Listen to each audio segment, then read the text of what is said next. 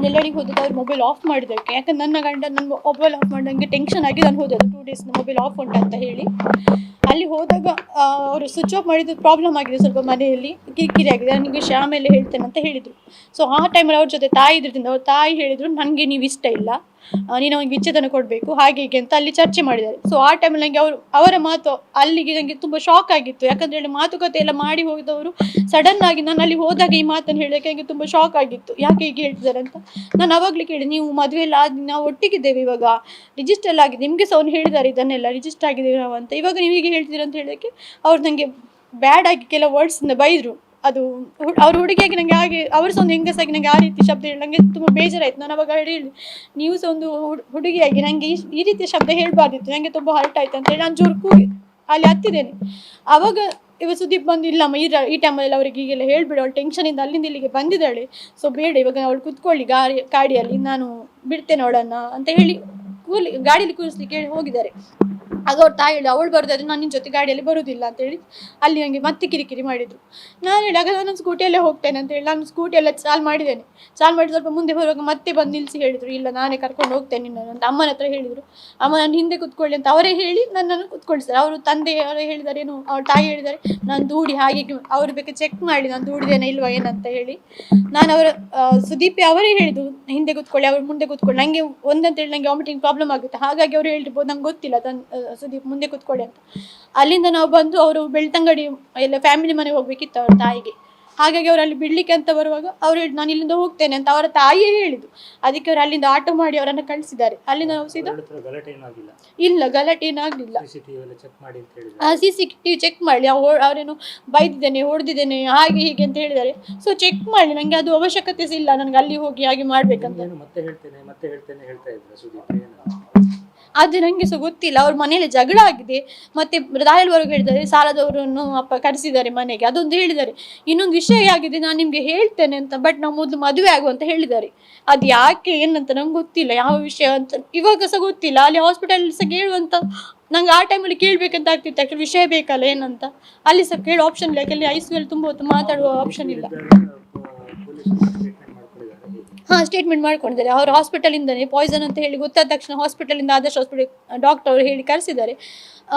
ಇವಾಗ ಪೊಲೀಸರು ಬರುವಾಗ ಅವರ ಮನೆಯವರು ಸಿದ್ದು ನಾವು ಸಹ ಇದ್ವಿ ಅಲ್ಲಿ. ಸ್ವಲ್ಪ ಟೆನ್ಷನ್ ಆಗಿತ್ತು, ಸೊ ಬೇಜಾರಾಗಿತ್ತು ನನಗೆ, ಅದಕ್ಕೆ ನಾನು ಪಾಯ್ಸನ್ ತಗೊಂಡಿದ್ದೇನೆ ಅಂತ ಸ್ಟೇಟ್ಮೆಂಟ್. ಅವನಿಗೆ ಏನಂತ ಹೇಳಿದರೆ, ಅವನು ಇಷ್ಟರವರೆಗೆ ಒಂದೇನು ಅವರ ಫ್ಯಾಮಿಲಿ, ಆ ಹುಡುಗಿ ಹೆಸರು ಹೇಳಲ್ಲ ನಾನು, ಬೇಕಾದರೆ ಹೇಳ್ಬೋದು ಬಟ್ ಬೇಡ.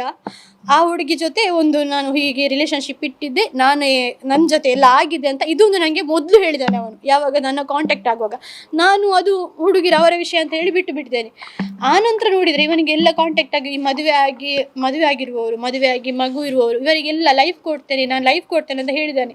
ಇದು ನಮ್ಮದು ಅವನ ಫೋಟೋ ಯಾವಾಗ ಶೇರ್ ಮಾಡಿದೆ ಆವಾಗ ನನಗೊಂದು 2-3 ಜನ, ನಾನು ಸಹ ಪರಿಚಯ ಇರೋದ್ರಿಂದ ಟೀಮಿಂದ ಒಂದು 2-3 ಜನ ನನಗೆ ಕಾಂಟ್ಯಾಕ್ಟ್ ಮಾಡಿದ್ದಾರೆ.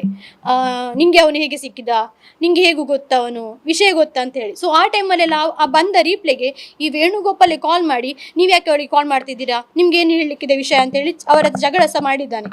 ಆ ವಿಷಯ ಆದಮೇಲೆ ನನಗೆ ಸ್ವಲ್ಪ ದಿವಸ ಆದಮೇಲೆ ಒಬ್ಬಳು ಹುಡುಗಿ ಕಾಲ್ ಮಾಡ್ತಾಳೆ, ನೀವು ಅವನ ಫಿಯಾನ್ಸಿಯಾ ಅಂತ ಕೇಳಿ. ನಾನು ಮೆಸೇಜಲ್ಲಿ ಫಸ್ಟ್ ಮೆಸೇಜ್ ಮಾಡಿರೋದು ನಾನು ಹೇಳಿ ಅಂತ ಹೇಳಿ ನಾನು ಸ್ಕ್ರೀನ್ಶಾಟ್ ತೆಗೆದು ಈ ವೇಣುಗೆ ಕಳಿಸಿದೆ, ನೀವು ನಿನ್ನ ಪರಿಚಯ ಇದೆಯಾ ಅಂತ. ಆ ಸಡನ್ ಅವಳು ನನಗೆ ಕಾಲ್ ಮಾಡಿ, ನೀವು ಮೆಸೇಜ್ ಮಾಡಿದ್ದು ಹೇಳಿದ್ರಾ ಹೀಗೆ ವಿಷಯ ಅಂತ. ನನಗೆ ಅವಳು ಇವಾಗ ನಾನು ಅವಾಗ ಏನು ಪ್ಲೇ ಮಾಡಿದೆ ರೆಕಾರ್ಡನ್ನು ಪ್ಲೇ ಮಾಡ್ತೇನೆ ಅಂತ ಹೇಳಿ ಅದರಲ್ಲಿ ಅವಳೆಲ್ಲ ಡೀಟೇಲ್ ಆಗಿ ನನಗೆ ವಿಷಯ ಹೇಳಿದ್ದು, 4 ವರ್ಷದಿಂದ ನಾವು ಹೀಗೆ ಇದ್ವಿ ಅದನ್ನು. ನಾನು ಅದರ ಬಗ್ಗೆ ಅವನ ಹತ್ರ ಹೋಗಿ ಮಾತಾಡಿದೆ, ಇಲ್ಲ ಅದು ಹಾಗೆ ಇದು ಹೀಗೆ, ನೀವು ನಂದು ಮುಂಚಿದು ಬಿಡಿ, ಅದು ಅವಳೇ ಮೋಸ ಮಾಡಿದ್ದು ನನಗೆ, ನಾನು ಮೋಸ ಮಾಡಲಿಲ್ಲ ಅಂತ. ಹಣ ಕೊಟ್ಟಿದ್ದೇನೆ ಸರ್, ಹೀಗೆ ಸಹ ಹಣ ಕೊಟ್ಟಿದ್ದೇನೆ, ಅದು ಬೇಕಾದ್ರೆ ಈ ಗೂಗಲ್ ಪೇಯಲ್ಲಿ ಇರುತ್ತೆ, ಅದಿದೆ. ಎಷ್ಟು ಅಂತೇಳಿ ನನಗೆ ಗೂಗಲ್ ಪೇಯಲ್ಲಿ ಟ್ರಾನ್ಸ್ಫರ್ ಮಾಡೋದು ಒಂದು 45 ತನಕ ಆಚೆ ಅಂದರೆ ನಂದು ಡ್ರಾಮಾ ಇದ್ದಿದ್ದು ನಾನು ಅದರದ್ದು ಶೇರ್ ಮಾಡ್ತಿದ್ದೆ ಅಮೌಂಟು.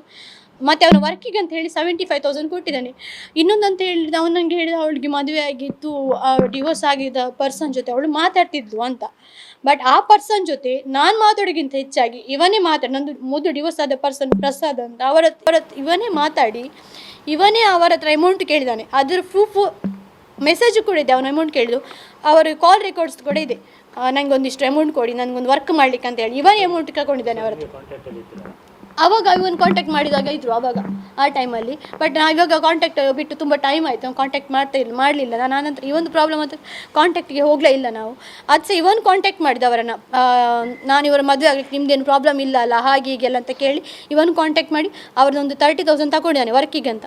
ಆಮೇಲೆ ನನ್ನ ಹತ್ರ ಒಂದು 50,000 ಒಟ್ಟಿಗೆ 75,000 ಅವನಿಗೆ ನಿಮಗೆ ಡೈರೆಕ್ಟಾಗಿ ಅದು ಅವನಾಗಿ ಹೇಳಿದ್ದಾನೆ, ನಾನು 75,000 ಕೊಡಲಿಕ್ಕೆ ಉಂಟು ನಿಮಗೆ, ಅದನ್ನು ನಾನು ಕೊಡ್ತೇನೆ ಅಂತ ಅವರಿಗೆ ಕಾಲ್ ಮಾಡಿ ಹೇಳಿದ್ದೇನೆ, ನಾನು ಅವಳಿಗೆ ಹಾಕ್ಲಿಕ್ಕೆ ಹೇಳ್ತೇನೆ.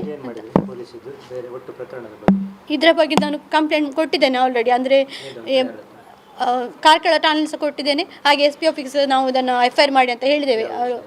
ಇದೆ ಇಲ್ಲ ಸರ್ ಅದು ಬೇಡ ಅಂತ ಹನಿ ಟ್ರ್ಯಾಪ್ ಮತ್ತು ಇದೆಲ್ಲ ವೇಣುಗೋಪಾಲ್ ಏನೋ ಕೊಡ್ತಾ ಇದ್ದಾನೆ.